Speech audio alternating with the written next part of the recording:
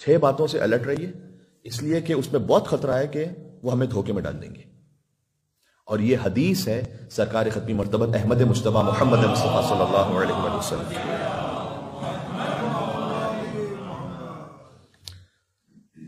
عبداللہ ابن مسعود بہت بڑا نام تاریخ اسلام کا، بعد میں خلفاء کے ساتھ بھی درگیر رہے، خلیفہ اسلم کے زمانے میں ان کی شہادت ہوئی ہے.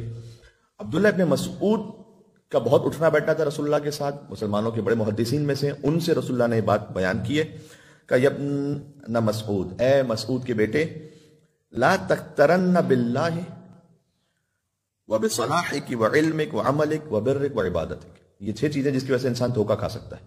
سب سے پہلے تو فرمایا کہ دیکھو اے عبداللہ ابن مسعود، اللہ کے بارے میں دھوکہ نہ کھانا. یہ کیسا ہو سکتا ہے تو اللہ کے بارے میں دھوکہ کھا جائے؟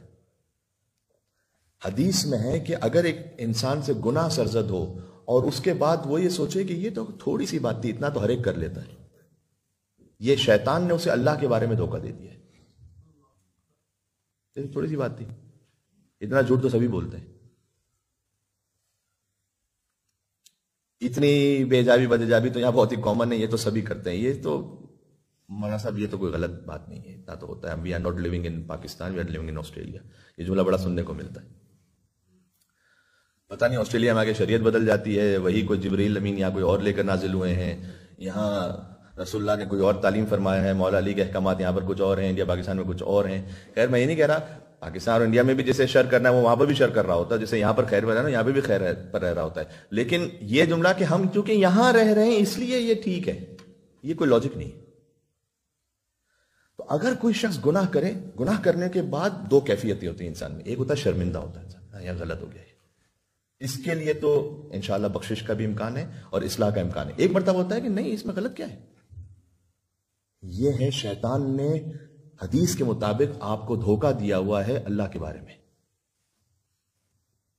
کہ اللہ نہیں پوچھے گا. کیوں نہیں پوچھے گا؟ اگر شرمندگی ہوتی تو اللہ معاف کر دیتا. تو گناہ کرنے کے بعد ایکسکیوز نہ لے کر آئیں. اور پھر حضور نے فرمایا ایک تو یہ ہے تمہارے دھوکہ کھانے کا سبب، دوسرا ہے وہ بصلاحک. صلاح کہتے ہیں سوسائٹی میں اگر آپ کو اللہ تعالیٰ نے کوئی بھی مقام عطا کیا، اس مقام سے انسان دھوکہ کھاتا ہے، چاہے وہ عالم ہے، چاہے وہ کوئی تاجر ہے، کوئی مشہور آدمی ہے، کوئی بھی شخص ہو سکتا ہے، اس بارے میں دھوکہ نہ کھائے. ہمارے پاس بزرگوں کے کتنے اچھے اچھے واقعات موجود ہیں. شیخ عباس قمی جیسا کتنا بڑا نام ہے. شیخ عباس قمی ایک جگہ مجلس پڑھ رہے ہیں، انہوں نے مجمع میں دیکھا کہ ملا عباس تربتی مجمع میں موجود ہیں، کہ جو شیخ عباس قمی نے یہ محسوس کیا کہ یہ مجھ سے زیادہ صلاحیت رکھتے ہیں اس وقت کہ آ کر یہ خطاب کریں. اور انہوں نے کہا کہ جب تک یہاں پر ملا عباس تربتی موجود ہیں یہ آپ سے آگے خطاب کریں گے، میں آپ سے آگے گفتگو نہیں کروں گا، اس لیے کہ یہ زیادہ لیاقت رکھتے ہیں کہ آپ کو نصیحت کریں. یہ انسان کا مقام، اس کی شہرت اس کو دھوکہ نہ دے. یہ عمل کسی کو شیخ عباس قمی بناتا ہے، یہ عمل مفاتح الجنان کو زندہ و جاوید رکھتا ہے. اور شیخ عباس قمی ہی کا واقعہ ہے کہ مسجد گوھر شاد مشہد میں وہ جب تشریف لائے، وہ پتہ چلا کہ اتنے بڑے عالم تشریف لائے ہوئے نماز پڑھانے کے لیے. تو آہستہ آہستہ اتنا رش ہو گیا ان کی امامت میں، جماعت میں، کہ آس پاس کی جو مسجدیں تھیں نا وہ تقریباً خالی ہونے لگیں. تو ایک مرتبہ خود ہی بیان کرتے ہیں کہ میں جب قیام کے بعد رکوع میں جا رہا تھا تو لوگ کہتے ہیں نا اللہ اکبر یا اللہ یا اللہ یا اللہ، تاکہ رکوع تھوڑا طولانی ہم جماعت میں شامل ہو جائیں. بہت آوازیں آئیں.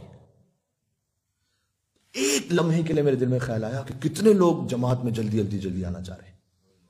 بس کہتے ہیں وہ آخری جماعت تھی جو میں نے وہاں پڑھا ہے. میں نے کہا ختم. یہاں 10 دن جماعت کی تعطیل ہے، سب اپنی اپنی ان مسجدوں میں جائیں جن میں جایا کرتے تھے.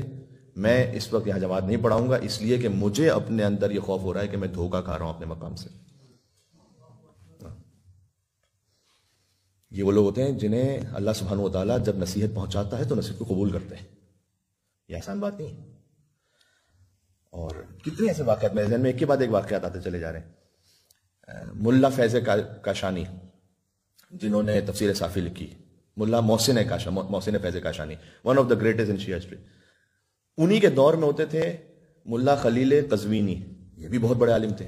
تو قزوین اور ایک قزوین کے کاشان کے، تو کہتے ہیں کہ دونوں ایک جگہ کہیں ملے تھے، دونوں کا آپس میں کوئی علمی مباحثہ ہوا، تو علمی مباحثے میں ملا خلیل قزوینی نے شکست دے دی ملا محسن کاشانی کو، تو یہ کاشان چلے گئے، وہ قزوین آ گئے۔ جب یہ قزوین پہنچے انہوں نے اپنی لائبریریز کھولی اور دوسرا آگے مطالعہ کیا تو ان کو احساس ہوا کہ وہ صحیح کہہ رہے تھے، میں غلط کہہ رہا تھا۔ کہتے ہیں اس زمانے میں کہ جب اتنا لمبا سفر ہوتا تھا، مشکل سفر ہوتا تھا، نکلے قزوین سے اور پہنچے کاشان، اور کاشان پہنچنے کے بعد ملا محسن کاشانی کے دروازے پر دق الباب کیا تو اندر سے انہوں نے پوچھا کون ہے، تو انہوں نے بڑا لطیف ایک تعبیر، نماز شروع کرنے سے پہلے آپ کیا کہتے ہیں، یا محسن قد اتاک المسیح، تو انہوں نے کیونکہ ان کا نام محسن تھا انہوں نے کہا یا محسن قد اتاک المسیح، اے محسن ایک گناہگار آیا ہے تمہارے پاس۔ تو انہوں نے دروازہ کھولا، کہا خیریت ہے، تو کہا وہ میں بتلانے کے لیے آیا ہوں آپ سے اور عذر خواہی کے لیے آیا ہوں کہ جو آپ کہہ رہے تھے وہ صحیح تھا، بظاہر میں نے آپ کو شکست دے دی تھی لیکن جب میں نے جا کے دیکھا تو آپ کی بات صحیح تھی۔ تو نے کہا کہ اتنا بڑا معاملہ نہیں تھا، ٹھیک ہے گزر گیا کہا نہیں یہ آپ حق پر تھے میں باطل پر تھا، تو میں کہنے کے لیے آیا ہوں کہ آپ کا جو عقیدہ تھا وہ ٹھیک تھا۔ ایسے کتنے واقعات ہیں، وہ شاید آیت اللہ کوہستانی کا واقعہ ہے کہ انہوں نے ایک شرعی مسئلہ بیان کیا اور نمازیوں کو، اور جب گھر پہنچے تو ایسا محسوس ہوا کہ ان کو کہ میں نے اشتباہ کر دیا ہے، تو رات کے وقت کیونکہ نمازی محلے ہی کے تھے تو رات کے وقت پہنچے، ایک ایک کر کے نوک کیا کہ وہ جو ابھی مسئلہ بیان کیا تھا نا اشتباہ ہو گیا، تو انہوں نے کہا کہ وہ کل واپس جماعت میں ہم آتے ہیں، مغرب کی جماعت کل آتے تو اس میں بات کر لیتے ہم، تو اس میں اتنا جلدی کرنے کی کیا ضرورت تھی؟ تو انہوں نے کہا کہ نہیں مجھے جلدی نہیں تھی، نہیں معلوم ملک الموت کو جلدی نہ ہو میرے پاس آنے کے لیے، تو آج رات کو آ جائے گا تو پھر کل میں کیسے اصلاح کروں گا؟ آپ کا مقام آپ کو دھوکہ نہ دے،